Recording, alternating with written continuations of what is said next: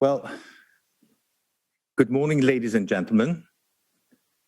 Let me extend a very warm welcome to you to our roundtable on the theme towards inclusive and socially engaged heritage practices. And I must say that we also feel very honored to have such a big room for our meeting this morning, and we hope that we can fit it with life. My name is Harald Hartung, and I work at the European Commission. I'm in charge of research on cultural heritage and fair societies, with a focus on social sciences and humanities. And as I previously also have been in charge of cultural policy and youth policy, I was asked to moderate this session this morning.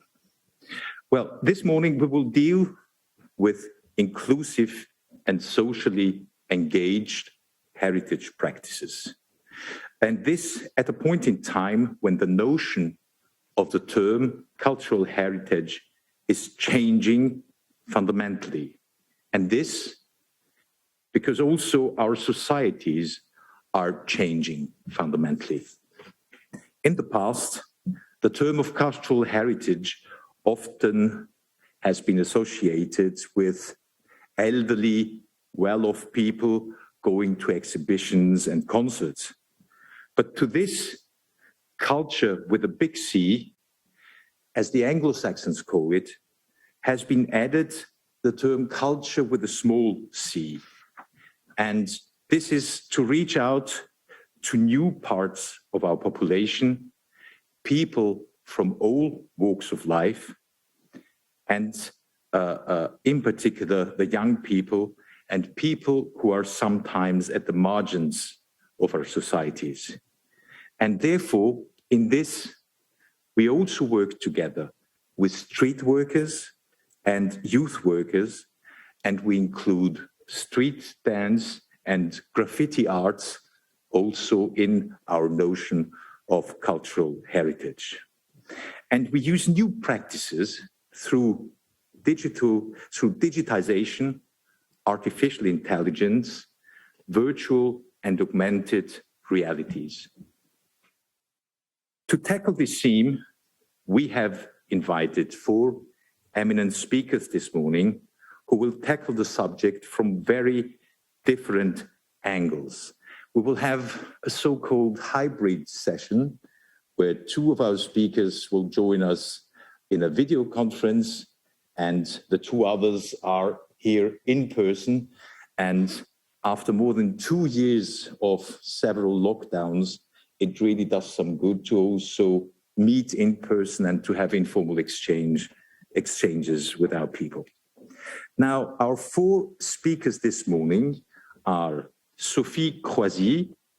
She will join us in a video conference. Sophie is a lecturer in North American Studies at the University of Versailles, Saint-Quentin en Yvelines, Paris-Saclay University in France. The second speaker is Lorna Cruikshanks, the co-founding editor of Culture Kaleidoscope in the Netherlands. This will be followed by Alessia Delboué, research director of PAVIS, which is the Pattern Analysis and Computer Vision at the Italian Institute of Technology. And we will conclude the range of our presentations with a video participation by Nathalie Noël, and she's a lecturer in Information and Communication Sciences at the University of Réunion Island, France. After the presentation, we will have in one go the 4 presentations, and after this we will have a round of questions with our speakers, and if we still have time, we would be very happy also to take questions from the floor. Now, without any further ado, I hand over to Sophie Croisy, who will join us via video and who will make a presentation with PowerPoint. Sophie, the floor is yours. Well, thank you very much. Good morning, everybody. My presentation aims to discuss the evolution of the status and the rights of cultural minorities. So I won't be exactly dealing with heritage practices per se, but I really want to sort of draw the connection between cultural studies, cultural heritage, and international relations. Again, I want to talk about the preservation of minority cultural diversity and heritage and how that has progressed in the second half of the 20th century and in the 21st century as it became an issue of individual human rights, which certainly is something that's extremely positive. But what I also want to discuss, which is a bit less positive, is the ways in which the international community has resisted the protection of minority cultural and heritage rights as collective rights. Can you move on to the next slide, please? Thank you. So the prescription of cultural rights of minorities in international treaties began after the First World War with the so-called minority treaties, which are a set of agreements, oftentimes peace treaties, between the Allied powers, so the United States, Great Britain, France, Italy, and Japan, and 14 new or expanding states in Eastern Europe and the Middle East. These treaties became the basis for the League of Nations system of minorities, which was a comprehensive system of international protection, the international protection of cultural minority rights, in that context of expansion and creation of new states. Now, the minority treaties were signed between the two world wars. They are important because they recognize the right to self-determination with respect to cultural diversity, and they remain the basis of international texts on the topic of minority protection after the Second World War. But the problem is that the League of Nations failed to enforce them because the League refused to intervene in the domestic affairs of its member states. And that's one reason. There were other reasons, but I guess that's the main reason why the League of Nations failed to enforce the treaties. Now, the current international system presents provisions relevant to the protection of minorities and their cultural heritage, though unfortunately very few texts, international texts, are legally binding. They are nonetheless important as they insist on the reality that the failure to protect cultural minorities and their heritage disrupts national and international peace and thus the stability of states and the stability of the world. The 1998 Council of Europe's framework for the protection of national minorities, the FCPN, is one of the rare legally binding international instruments for minority protection, though it is, according to some, a bit too flexible, in part due to the absence of a clear definition of what a minority is, and also because it's not being signed by all member states of the Council of Europe. Nonetheless, it is important because it states in its preamble that, and I quote, the upheavals of European history have shown that the protection of national minorities is essential to stability, democratic security, and peace in this continent. And we can find the same sort of statement in the 1992 UN Declaration on the Rights of Persons belonging to national or ethnic, religious, and linguistic minorities. So really the connection between the protection of minorities and stability, democratic security, has been enshrined in a number of international texts on the protection of minorities. After World War II, there was a rhetoric of war, crime, and genocide that was elaborated to condemn violence done to cultural minorities and their heritage. If you think about, Article 8 of the Rome Statute of the International Criminal Court, where it is stated that intentionally directing attacks against cultural heritage may be considered a war crime and must be punished as such. And there's also, of course, the UN Genocide Convention of 1948 that defines the forced assimilation as opposed to integration, the integration of cultural minorities as a tool of genocide.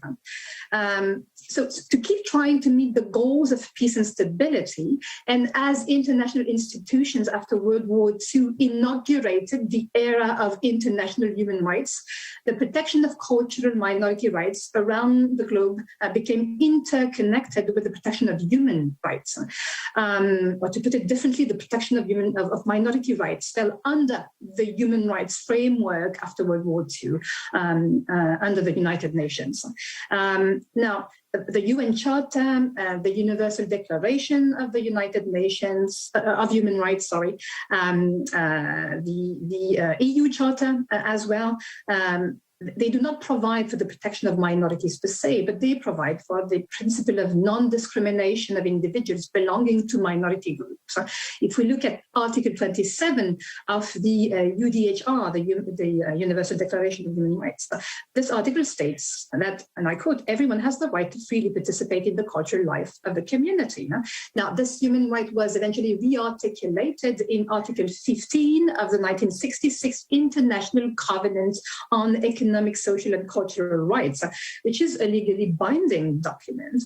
And it was, this right was redefined in the committee's general comment number 21 on Article 15 of this covenant as a right guaranteed by states, which should enforce minority and indigenous peoples' freedom to practice and promote awareness of their cultures.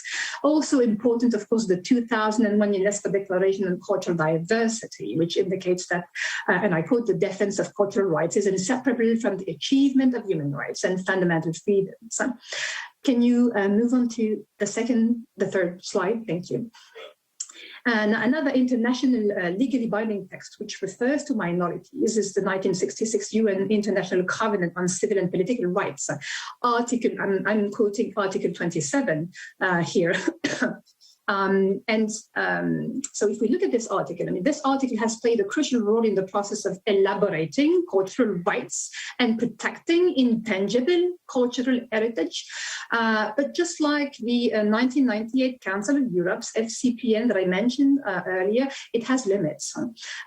Clearly the phrase, and if we read the text that I'm quoting here, clearly the phrase "in those states in which ethnic, religious or linguistic minorities exist" is problematic because it gives nation states the option to deny that they have minorities, thus excluding the application of the covenant to cultural groups living inside their borders.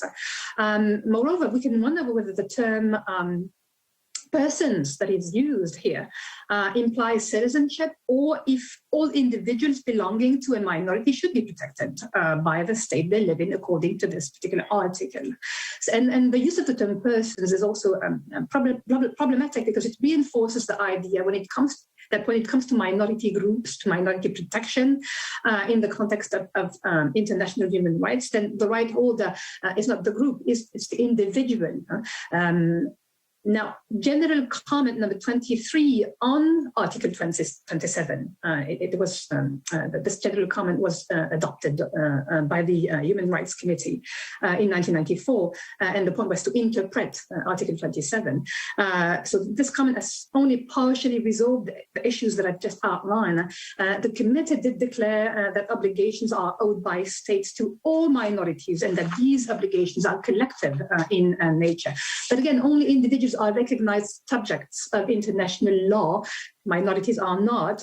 And the complaint mechanisms at the UN level provide standing to states or to individuals, but not to communities, not to collective groups. However, this general comment number 23 remains crucial for the reasons I've mentioned earlier. Also because it is the first text to actually rely on a broad definition of what culture is, with its individual and collective dimensions, insisting on its tangible and intangible realities, thus affording protection to minorities in a variety of areas pertaining to their cultural heritage. And this is also something that the 2007 UN Declaration on the Rights of Indigenous Peoples insists on. Now, today, the international community, including the European Union, are acknowledging the reality that protection and promotion of cultural diversity is a central aspect of sustainable development, peace and prosperity both. The 1992 UN Minorities Declaration, which was inspired by Article 27 of the ICCPR that I've just discussed, reaffirms that principle of internal self-determination and holds states responsible for securing the development of minority cultures for the sake of national stability. We also have the UN Declaration on the Rights of Indigenous Peoples that protects cultural collective rights that may not be addressed in other human rights charters that emphasize, again, individual rights. Similarly, the 2005 UNESCO Convention on the Protection of the Diversity of Cultural Content and Artistic Expression recognizes the fundamental right of groups, especially minorities and indigenous peoples, to, and I quote, create, disseminate, and distribute their cultural goods and services, including their traditional expressions, to have access to their own development. But these declarations, they're legally non-binding documents. So the role of international organizations in the protection of minorities is restricted to the area of human rights, which is, again, good and bad at the same time. It's also often restricted by the principle of subsidiarity. Sorry, could you please come to an end? Yeah. Thank you very much. And so there's been normative efforts at regulating collective minority rights at the international level to achieve multinationalism in nation states. But, they've been rendered difficult by a number of factors. And I'll just finish by saying that, there is room for hope for the collective rights, the protection of the collective rights of minorities, because on January 2020, the European Court of Justice rejected the annulment of the decision by the European Commission to register the Minorities Protection Package, which is it contains 9 legislative proposals for the protection of cultural minorities in Europe. So this package is going to move forward at some point, which is a good thing, again, in the area of the protection of minorities as collective, a group, not just as just individuals enjoying human rights. I'm finished. Sorry if I went over the time a little bit. Thank you very much, Sophie. And thank you also for having kept the time span allocated to each of the speakers. And I think with your presentation, you have really given us an insight in the minority cultural rights versus individual rights and how this has developed in international law and international alliances over time. And now, with any further ado, I hand over to the next speaker, and Lona will present to us the Culture Kaleidoscope, a new online, international, interdisciplinary and peer-reviewed platform for sharing research on socially engaged practices. Lona, the floor is yours. Thank you. Good morning, everyone. As you've already heard, Culture Kaleidoscope is a new interdisciplinary and international publication platform. And I want to tell you a little bit about what we're trying to do with the platform today, because we're trying to rethink some of the ways that knowledge created in lots of different ways in the heritage sector can be shared. Make sure I got this right. So I'm here today with my colleague, Danielle Carter. I don't do this alone. Culture Kaleidoscope is an independent initiative set up by Danielle and I. And we also work together with an international and interdisciplinary advisory and editorial collective. So we have a large group of people that we're working together with to make this happen. Just to give you a little bit more context to how we came to this and how Danielle and I came together. My background is working in socially engaged practice, so working in community engagement and community participation, particularly within the museum sector.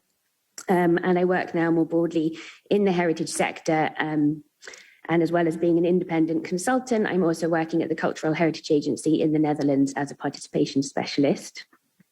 So the theme of the journal is very much my bag. And Danielle also used to work in the museum sector, but she now works in editing and languages services. So we've come together. It makes sense for us to be working together. So as I said, this is our tagline. We're an online open access peer-reviewed platform for sharing research and reflections on socially engaged practices in the arts, culture and heritage sectors. We produce themed issues each year, and we also welcome additional content on our platform. So we're a platform essentially for showcasing some of the work that we've been hearing about and will continue to hear about, particularly in this session, in this roundtable. We've already heard throughout the conference talk about local heritage making strategies, urban regeneration together with communities that can make meaning out of, that have stories, that have understanding of the places. So for us, socially engaged practice really encompasses all of the activities, the methods, strategies, the ways of working that relate to, involve and affect individuals, communities and society. So everything about community-driven heritage work that has social value, heritage work that engages in some of the large social issues. So like climate change, we heard a lot about yesterday, but also things like social justice, equality, and social cohesion. So we believe there's a lot that we can learn from one another. That's why we're all here. There's no point in reinventing the wheel. Really interesting stuff is already happening in all sorts of places around the world. So we really want to create a platform that can bring that conversation together and think about the impact of these kind of socially engaged practices, but also investigate the different contexts in which these practices emerge, in which these practices are challenged or flourish. And we also believe that reflective practice is an integral part of moving towards more inclusive, socially engaged heritage practices, because this kind of work asks you to reflect on who you are, how other people see you, what you're doing, why are you doing it, more crucially, to what end. There's a lot that we take for granted, I think, in the work that we do. So we really want to unpack some of that at Culture Kaleidoscope. And also to work towards building a better relationship, a closer relationship between heritage and society. We also need to have this conversation with more people. So maybe even some people who aren't at the conference today. There are more voices that we need to hear from in order to be able to understand and make sense of this work and improve it. Oh, I've gone too far. Yes, this is definitely too small for you to read. We've got some postcards that we can hand around if you'd like to read more about it. But I will zoom in on a couple of points in the next few minutes. So Culture Kaleidoscope in particular seeks to address some of the inequalities in whose experiences what knowledge is published, as well as those who have access to that knowledge. And solving some of these challenges and creating a fairer space for publishing requires a reimagined way of working, one that is in itself more inclusive, participatory, and self-reflective. So together with our collectives, we put together a 9-point manifesto to show potential contributors and readers what we believe and what we want to achieve. I'll just focus in on 3 points. So we promote voices, perspectives, and ways of knowing that have traditionally been excluded or marginalized from the debate. We address the imbalance in what gets published, and we hope to represent the sector's diversity from different disciplines and across the globe. So as I said, we want to hear from the people that we don't always get to hear from, or that we don't always listen to. So that's sometimes about reflective practitioners working in museums and heritage, people who don't have the time within their organizations to write, to reflect on their work. Maybe they don't have the confidence to publish. Also community researchers who maybe aren't attached to an institution, community partners. We really want to think about what gets said, what doesn't get said, who gets to say things, who gets to contribute to this conversation. and we want to shift that. So how are we doing this? Well, we're open access, we're free to read, free to publish, we're working together with Open Journals, which is an initiative in the Netherlands. We also offer contributor grants and financial compensation where we can, and that's particularly for people where there would be a financial barrier to them being able to contribute. We also have a more personal editorial process. So we're thinking about the language that we use, where we share our call for contributions, where we share our information, where do we circulate that. We have drop-in sessions where people can come and talk to us about their ideas for papers, and we try to help them work through those ideas and work that up into something bigger. And we also have a more personalized peer review process. So it's tailored, and the idea is that we can also do some community building through that too. The second point follows on nicely. We value different types of knowledge and research. We encourage contributors to share their knowledge, thoughts, experiences, and research in a variety of languages and a variety of forms. So we welcome articles, essays, but also interview pieces and also visual contributions, so photo essays, videos. We have a broad understanding of research and who is doing research. So we focus on recognizing practice-led research, practice-based research, and participatory research. And research is also being done by people who maybe don't even call what they're doing research, but it's still creating knowledge and making sense of the way of the working. So we also believe these different parties need to be working together to have these kind of conversations, to interrogate and improve and make sense of our work. And we also publish well, we're aiming to publish in different languages. So at the moment, what we can offer is a translation of a final contribution into different languages. And we also are working towards trying to make our editorial process something that we can facilitate to non-English speakers as well. And then the final point that I wanted to highlight for you is that Culture Kaleidoscope is really developed by, with, and for the sector so that we can stay relevant, representative, and of use. So as I said, we're an independent initiative, not attached to an institution. We didn't feel it was right to attach ourselves to an academic organisation or a museum or heritage institution, because we felt that that would kind of immediately place us in one camp, and we really want to bridge all of these parties. So it gives us some freedom to be able to adapt and think through what we're doing and play with what we're doing. And this kind of learning by doing is a really important element of what we're doing as well. So we're constantly reflecting with our editorial and advisory collectives. And I guess what we're doing, we're also seeing as a bit of a research project in itself, how we can make this kind of landscape of knowledge production more inclusive.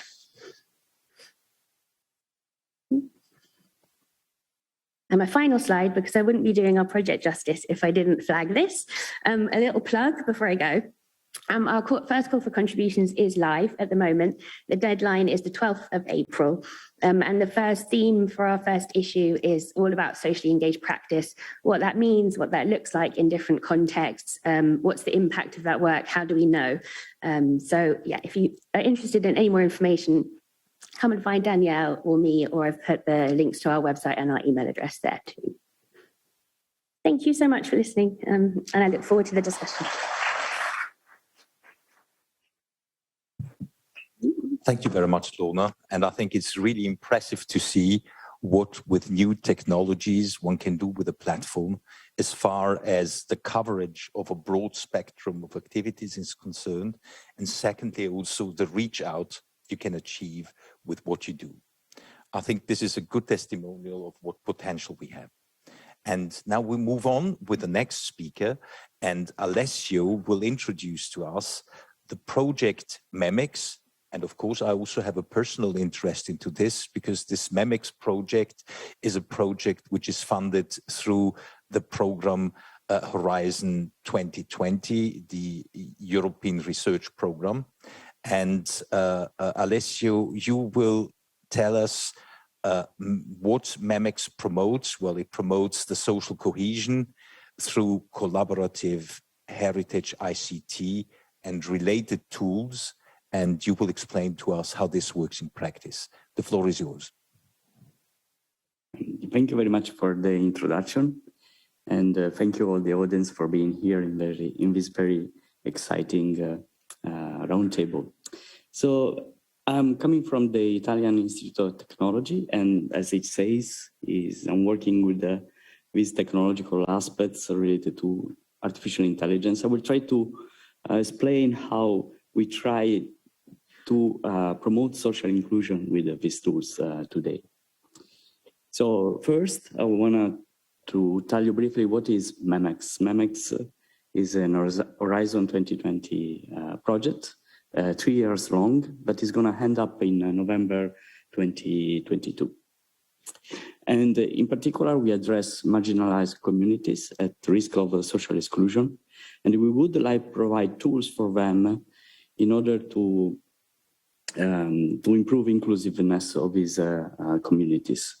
And for the first time, possibly, this project tried to attempt to do this using technology or supporting with the technology by developing artificial intelligence ICT tools that can support these aspects. It's a very interdisciplinary consortium.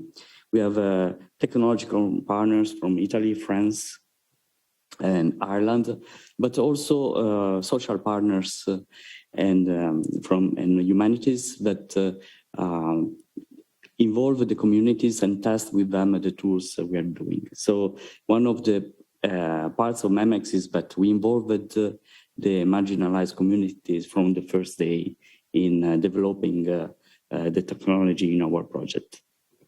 So we have different goals, and you see again these two aspects, very interdisciplinarity between social and technological goals. And one of them is to find best practices to include technologies for social inclusion, and also to develop the strategies for audience development engagement, so to make these tools easily usable, enjoyable for the participants, and also to provide the technology per se, so to create this technological framework. It's a very cross-sectoral project, so one of the challenges was really to work all together in order to define these new technological aspects, and we use something that as a technological support, something that everyone has. So we developed an app on a smartphone, and we develop as well the methodologies based on storytelling for promoting this social inclusion. So we use digital storytelling because this is the best way in order to make the socially excluded communities present by telling their stories and make evident their stories. So we created the digital tools in order to make them broadly accessible to everyone. And digital storytelling, if you don't know it, is a way to create the narratives. And the digital aspect includes not only the text and the audio, possibly of the stories, but other elements as images and video. It has a strong autobiographical content because we would like to, for the migrants community to tell their stories about their past experience. And also we would like to connect the stories to the current heritage, the heritage that is in our places, because it's a glue between the communities. We of course know the heritage that we are living in, but also the migrants can provide new perspective, new way to read the heritage from their own eyes. We tested our project in 3 different pilots all across Europe. We have a pilot in Barcelona, Spain, with migrant women. One here in Paris, in District 19. We'll show you very quickly a video about this. And one pilot in Lisbon, Portugal, with the second generation migrants from this community. Here I will show you now a video in collaboration with our partners, Microcultural Association and the DAL, that will show the activities we are doing here in Paris. The video should have audio. Perfect. Thank you.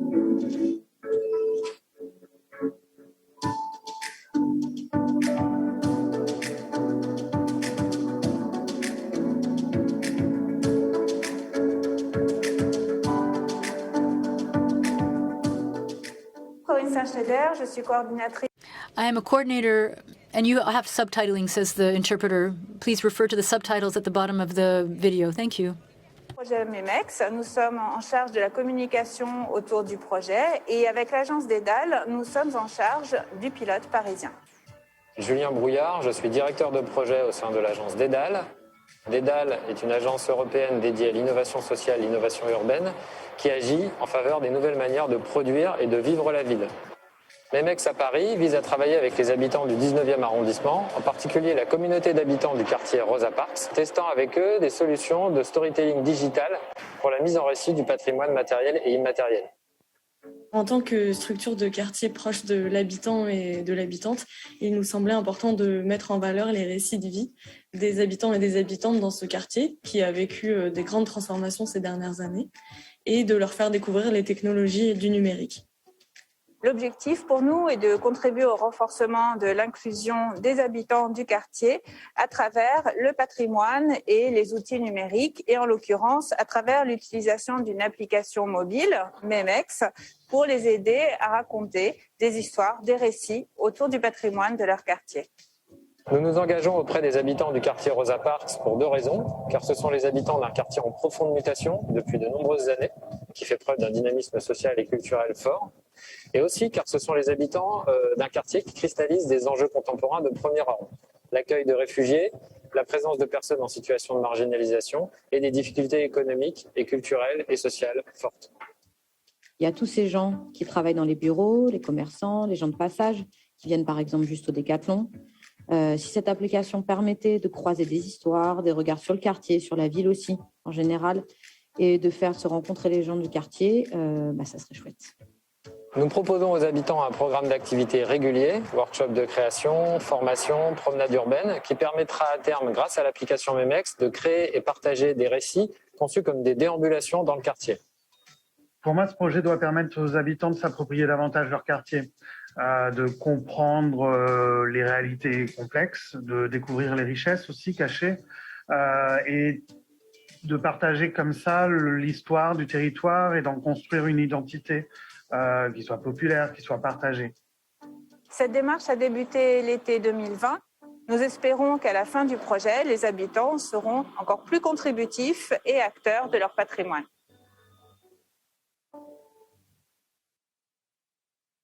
So what is really the embodiment of the technology? It's really an app. In this case, is a map that shows where the stories are geolocalized in our territory. In this way, we can really see where the people have told their story inside the environments they live in and the environments where we live in. So at the moment we reached like 100 stories. This is a map of Europe. We would like to really fill up these maps with a further story related to the migrants community all across Europe. And this is just a snapshot of the area in Rosa Park. We just seen the video with some of the stories spread out already through all the area.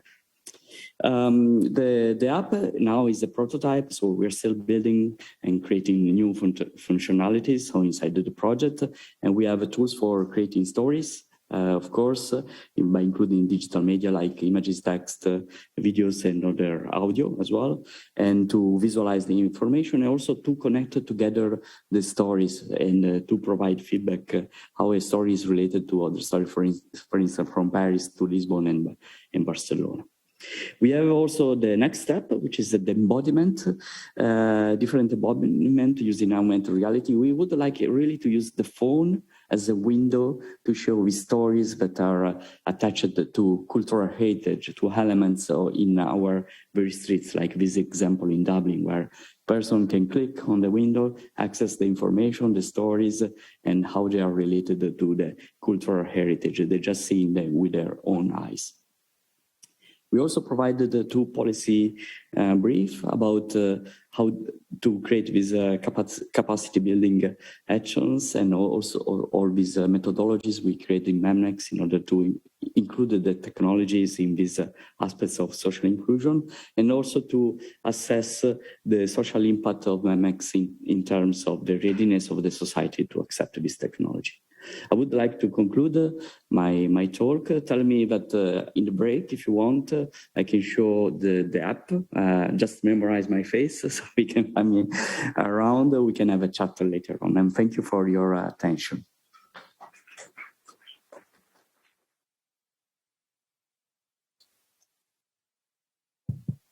Thank you very much, Alessio. And it's really impressive to see with new ICT tools what you can do as far as storytelling and building a narrative is concerned. I presume they look very simple, but I think it's quite difficult to construct such apps. But what makes them attractive is the simple use and the attractiveness to people who are not professionals in that field. Thank you very much. And now this leads us to the concluding presentation of our session this morning. And Nathalie will present to us the Immersive digital platform she has developed with her colleagues, which registers the cultural heritage of the India and Oceania territories in a digital and innovative database. Nathalie, the floor is yours. Good morning, everybody. Thank you very much for this invitation to communicate about the project of Immersive digital platform, Patrimonia India Oceania. And it's a program we share with one colleague, is Camila Arias in Réunion Island. Next slide, please. This communication aims to present to you the project Patrimonia India Oceania, which is a reflection project for the creation of a database of the cultural heritage of India Oceania. The presentation will be based on 3 main parts and anchor the project to the theme of the roundtable. The first point, how this database project is socially engaged. The second point, how the database fits into the inclusive society approach. And the third point, presentation of the example of assets that will be integrated into the database. Next slide, please. First of all, the Patrimonia Oceania project starts from a reflection on the place of the valorization of the cultural heritage of India Oceania in the database of European cultural heritage. 2 questions then arise. Why make this cultural heritage of India Oceania visible on the European scale? The second question is how to make the cultural heritage of India Oceania visible in a platform, a large platform of a cultural heritage who present different heritage of Europe. Next slide, please. Alors, there are 3 definitions of India Oceania. The first definition is geographical, like a region in the southwest of Indian Ocean, including Madagascar, the Comoros archipelago, the Seychelles archipelago, Mauritius, Rodrigue Island, and Réunion Island. The second definition is political, with the creation in the 1982 of the COE, Indian Ocean Commission, is an intergovernmental organization for the development of a regional cooperation between all these islands. The third definition is a humanist and a cultural. The term was first mentioned in the 1916 by the Mauritian writer Camille de Roville to define the idea of a new humanism in the heart of Indian Ocean. Next slide, please. In 2016, Jean-Michel Jouze speaks of India Oceania, crossroads of a civilization, of a common cultural heritage. He even goes on to say that it is a concept of a construction in the making forget in the state of a common cultural heritage, nourishing by a solid desire to promote it as a recognized and a shared identity on the international scene. We will also talk about the common cultural identity, which extends from its history, like slavery, colonization, engagement, post-colonialism, to the cultural influence of Africa, India, Asia, Australia, Yemen, and Europe. It It is this last humanist and cultural definition that interests us here to explain the reason for this visibility on the cultural heritage of India-Oceania in the database in Europe. We make the assumption that at a time against a backdrop of a socioeconomic and a climatic crisis, the rise of so-called identities impose question of the European discourse on intercultural dialogue, living together, or even the construction of a human community. It seems important to promote the cultural history of the post-colonial society of India-Oceania, whose process of creolization stand as an example of a resilient society and outgrowths of a living together. The society of India and Oceania have all this particularity of a link with a European country like Portugal, England, France, and in this story, which has left cultural influence in the tangible and intangible cultural heritage, which is interesting to observe from the point of view of the dialogue of interculturality. It's very important, this dialogue of interculturality, and not with looking all the time with this opposition of the North, of the South opposition. So in this citation, these two citations here, next slide, please, sorry. In these two citations, Sousa Santos and Anne Garland-Mahler indicate that the central issue involving the matter of heritage and the post-colonialist refers to the production and the circulation of the knowledge. They pose this debate about how to write the history about the heritage from the period of colonialism without to be in this opposition north-south, criticized like a coloniality of knowledge. The objective here is to offer new epistemological perspective to size India-Oceania heritage on the basis of an ecology of knowledge and intercultural translation. Next slide, please. So the Patrimonia India-Oceania project also raised the question of how to build more inclusive society through the heritage approach. Jean Davalon, on the criteria of heritage recognition of cultural objects in France, insists on this importance of communicational dimension of the heritage object, which will make possible the process of appropriation of this object by the population. The object of heritage will make it possible to tell a story that of a society, for example, which ascends from the moment it's echo the present time. So it means the present time is very important to include this heritage for the new generation. Next slide, please. In this sense, Henri-Pierre Jeudi will indicate that the logic of heritage conservation excludes the accident of transmission. What it means here? It means is that acts of transmissions, because a collective duty that no one has the right to dispute. It is indefinitely reproducible. This can even leave the impression that there is no other discourse than that offered on heritage, than that of the specialists who record it.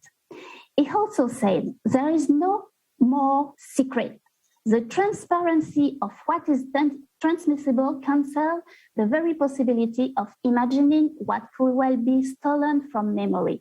The child becomes the receptacle of this automatic phenomenon of transmission. Heritage conservation gives it the certainty of the world offer and an organization of meaning. He said too, this raises the question of the inclusion of the population in the appropriation of its cultural heritage. How to get it to create meaning around cultural heritage. Next slide, please. We hypothesize here that the use of digital technology could make the participation of the various actors of the society more inclusive in the process of the heritage making of cultural objects. Two questions then arise. How are ICTs devised that allow inclusive participatory writing, like we saw for the last presentation. How can ICTs help reconfigure the territorial approach to the cultural heritage? Next slide, please. So here we have the presentation of the Iconotech, database of Iconotech of Indian Ocean. When we analyze the digital database of the cultural heritage, they reveal the set of the actors that we have behind the recognition of the heritage and the writing of discourses and on this cultural heritage. So we can see generally, if we analyze this database, is a specialist speech, historian, archaeologist, or institutional species. Next slide, please. Oh. Next, please. Thank you. So here we have the description of one heritage register. So we can see when the audience come to this database, we can see we have the description of the language of the specialist, especially with the number of the inventor. So most of the time, this database is made like for writing for the specialist. And the inclusion of the public is often done for the digital proposal external to the database. It's mean here with the Iconotech, they have one project, it's called IconoTouch. It's a mobile project. It's going with the database, but is external for the database for the inclusion of the young children. So we see here in the school how the children can be involved to discover this the history in the database. But it is all the time cultural mediation is outside of the database. So in Réunion Island, we try to find one. Nathalie, if you could try to get to an end, please, to come to an end. Yes. Thank you. Thank you. So, so we have a project. It is a digitalization of the heritage. Can include this project more in the virtual, in the 3Ds project, who we can have in the same time the heritage cultural introduction to the to intangible and tangible heritage. And what it is very interesting, if we can pass very fast the slide, please, like that the people, they can see the, voila. It is very interesting that we can pass to, that it is this virtual visit, next slide, please, can have, can have this inclusion of a different heritage. So by the video, next slide, please. And of the community, and next slide, sorry. So the video of the community and this testimony. And what it is interesting, next slide, please. Next to, sorry, so it is virtual exhibition. So the tangible heritage is introduced by the visit virtual. So next slide, please. Voila. So what it is interesting here, it is the participation too for the mobile technology. So here we develop one inventory using mobile phone. Like the public, they are invited to reference the Chinese shop that they can find, for example, inside the city, like a virtual visit, and participate to this integration. So what it is interesting to conclude, sorry, I conclude very fast. So next slide, please. It is this notion of ECTs permit to move or to redefine the notion of territories, because we can build without limits of territories. It's for that we call territorialization, deterritorialization, reterritorialization. That's the ECT is very important, is very interesting about that, and can have this idea of the culture, collective cultural vision. So thank you for this for me to be here, because it's very important for us to introduce this project, because it is an occasion to to try to convince some people to develop with us this project and to be integrated in one group. We can share this experience and make the project growing. And what is important too, it is not to introduce just the platform with the object, but it is a practice. It is in the central of this platform. Thank you very much.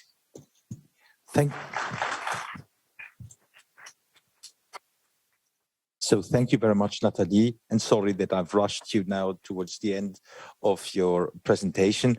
I think what was very important is not only that you showed us how you register this cultural heritage from this region, but also that you open up a new way of looking things, which moves away from our Eurocentric way of looking at things. So I think this is quite useful.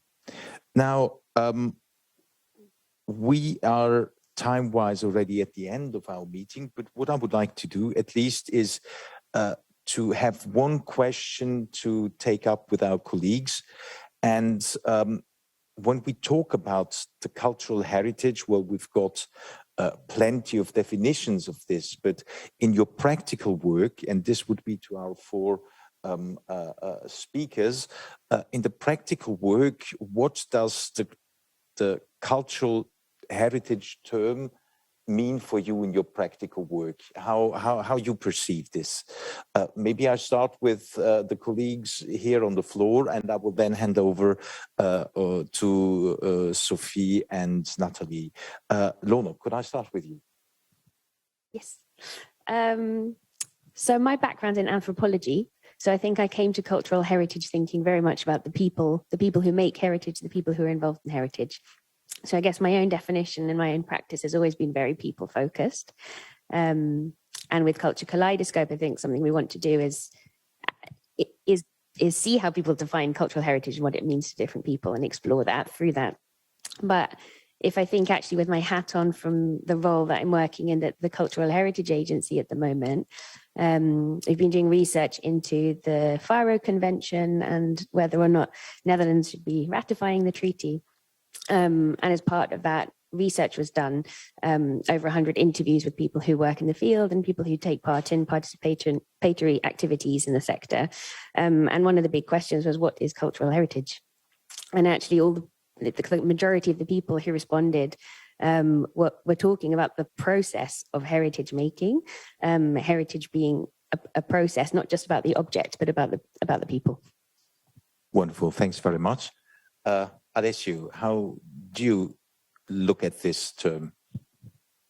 Okay, I will bring the experience of our project, but in our view, of course, there is the classical heritage described by scholars and for which we know all together, but what we are interested more is its dynamic form, how this heritage is going to be interpreted. So, and the difficulty is really to connect this information to the classical views of the heritage. So through mediation is very important, but is something quite a bit unexplored, this connection between the standard view for what is heritage and what for the other people in the other areas of people heritage means. Of course, this has to be structured and mediated in a proper way in order to have a growth in their heritage to itself and to make it more lively to our eyes. Thank you. Thank you very much, Alessio. I go on with Nathalie, followed then by Sophie. Nathalie, what would be your views, your view on the term of cultural heritage? What does it mean to you personally?